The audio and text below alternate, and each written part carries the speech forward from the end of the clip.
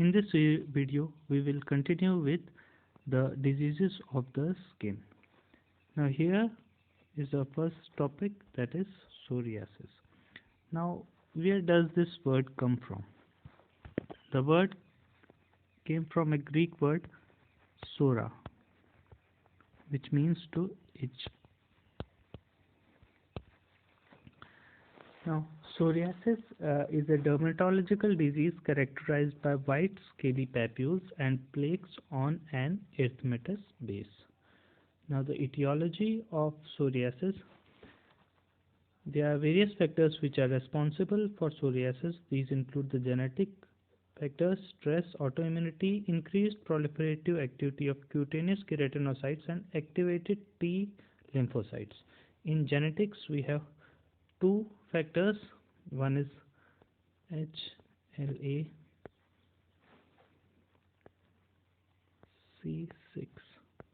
and second is HLA-B57. In the activated T lymphocytes, when the T lymphocytes are activated, there is an abnormal production of cytokines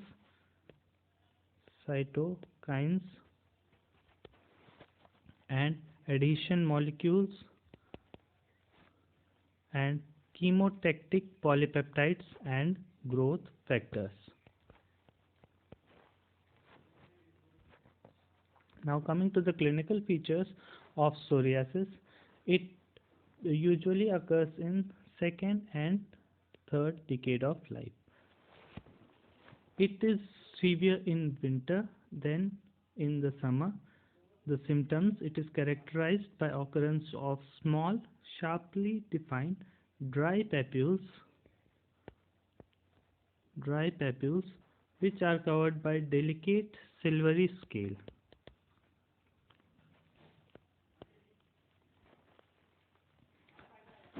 Now we have a sign for psoriasis. It is known as Auspitz sign.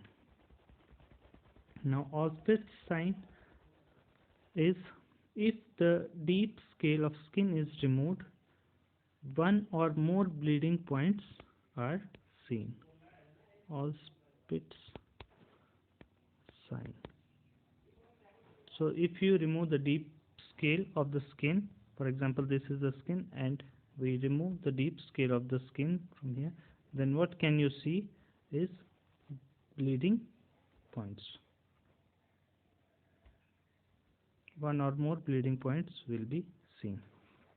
Now there are various clinical types of psoriasis that include stable plaque psoriasis, in which the lesions are red with dry silvery white scaling.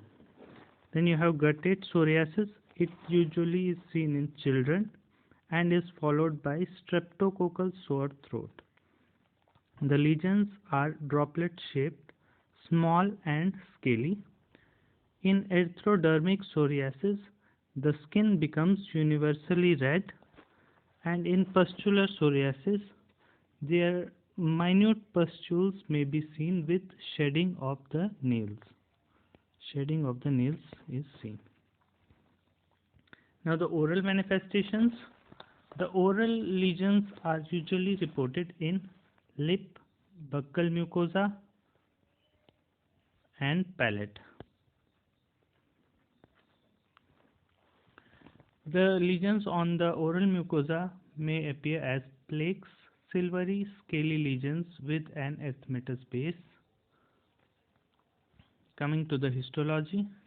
Now in histology, we can see here test tube appearance. For example, this is the epithelium, so this is the test tube appearance of the retipex, as you can see here.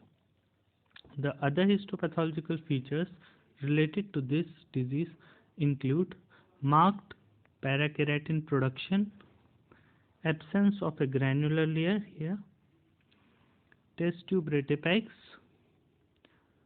prevascular chronic inflammatory cell infiltrate, dilated capillaries, and Monro's Monroe's abscess. Monroe's abscesses. Okay. So in the management, you can apply topical agents such as dithrenol and corticosteroids can be used, UV light can be used, and PUVA, PUVA therapy can be used.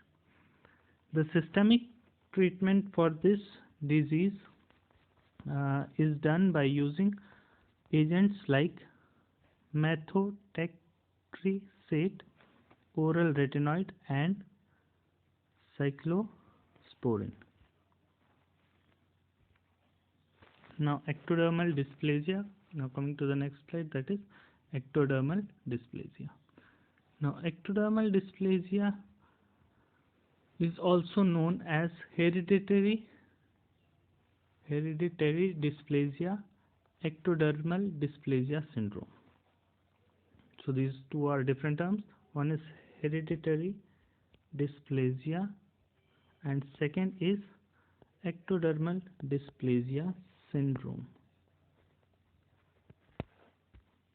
Okay, it is a large and heterogeneous group of inherited disorders, and the disorders are congenital, diffuse, and non-progressive. Now coming to the clinical features of ectodermal dysplasia, it is more commonly seen in males. It is more commonly seen in males, and the appearance is characterized by hypotrichosis, hypohidrosis, and anhidrosis with saddle nose appearance. The hair of the scalp and the eyebrow tend to be fine but scanty and blonde. Other common signs are short stature, eye abnormalities, and decreased flow of tears with photophobia. Now coming to the oral manifestations, there may be anodontia.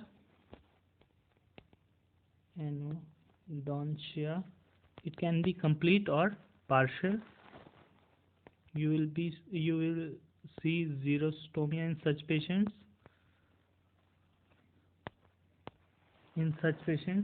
And high palatal arch and sometimes cleft palate can be seen. Now we have two syndromes basically associated with ectodermal dysplasia. One is known as hydrotic syndrome and the other is known as hypohidrotic ectodermal dysplasia. So in the oral manifestations of hydrotic ectodermal dysplasia, it is also known as Clouston syndrome.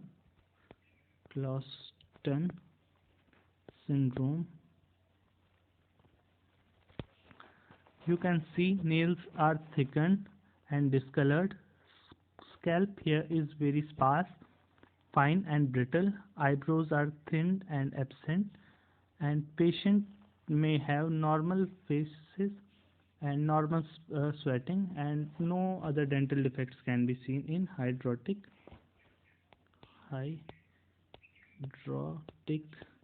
ectodermal dysplasia.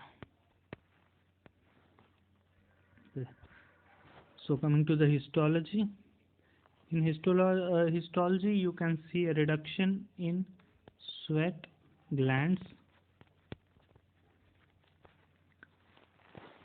In hypohidrotic ectodermal dysplasias, the epidermis is thin. The skin mucus glands in the upper respiratory tract and bronchi are reduced in number. Now coming to the treatment, there is no specific treatment for ectodermal dysplasia. Now coming to another lesion, that is Erythema multiforme. Now Erythema multiforme is a lesion. It is an acute inflammatory disease of the skin and mucous membrane that causes a variety of skin lesions. So it is known to be called as multiforme. Now there are various types of erythema multiforme. We have divided into various types. First is erythema multiforme minor, second is erythema multiforme major, and then herpes associated erythema multiforme. Now in erythema multiforme major we have Stevens-Johnson syndrome, and second is toxic epidermal necrolysis. So these are associated with erythema multiforme major. Now the etiology of this condition, it is an immune mediated condition which can be caused by certain drugs which include sulfonamides,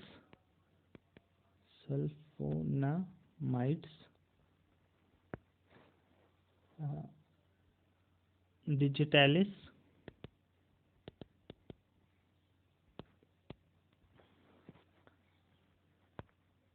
trimethoprim, and few microorganisms can also be the causative agents such as HSV, herpes simplex virus, and Mycoplasma pneumoniae. Mycoplasma pneumoniae. Okay. Now coming to the clinical features.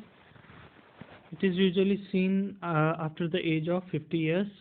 It is more common in females, and the sites involved are hands, feet, extensor surfaces of elbow and knees. The symptoms, it is characterized by macule or papule of 0.5 to 2 cm in diameter, appearing in a segmental distribution, and you can find bull's-eye,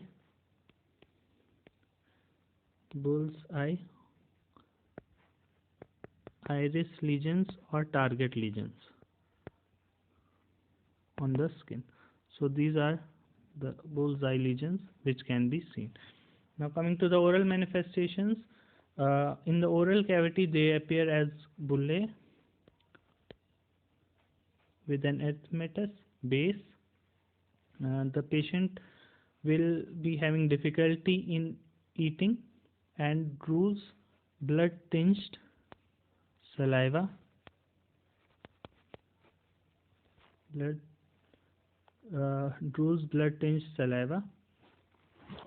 the lips are extensively involved, and healing occurs in 2 weeks. For oral lesions, the healing will occur within 2 weeks. Now coming to the histology, in histology you can see there is a vesicle formation. This can be subepithelial or intraepithelial vesicle formation. There is a zone of liquefaction degeneration, and the cutaneous or mucosal lesions generally exhibit intercellular edema of the spinous layer. Intercellular edema of, this is different, this is vesicle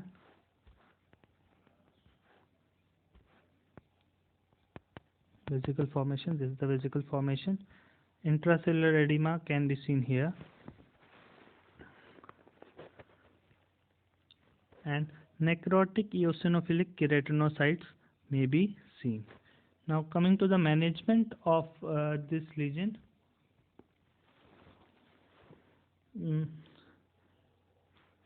first coming to the histology again, you can see this. These are the mixed inflammatory infiltrate which can be seen here, that are characterized by a number of lymphocytes and eosinophils which are seen here. In the management part, if the case is mild, soft liquid diet and topical anesthetic mouthwash is given, which can be discontinued in later stages. And if it is moderate to severe erythema multiforme, then 30 mg per day of prednisolone 30 mg per day of prednisolone is given, and prophylactic acyclovir is given to prevent HSV related erythema multiforme. So this concludes the half section of skin lesions. Now we have covered up till here 5 topics. Now 5 will be covered in next 2 videos.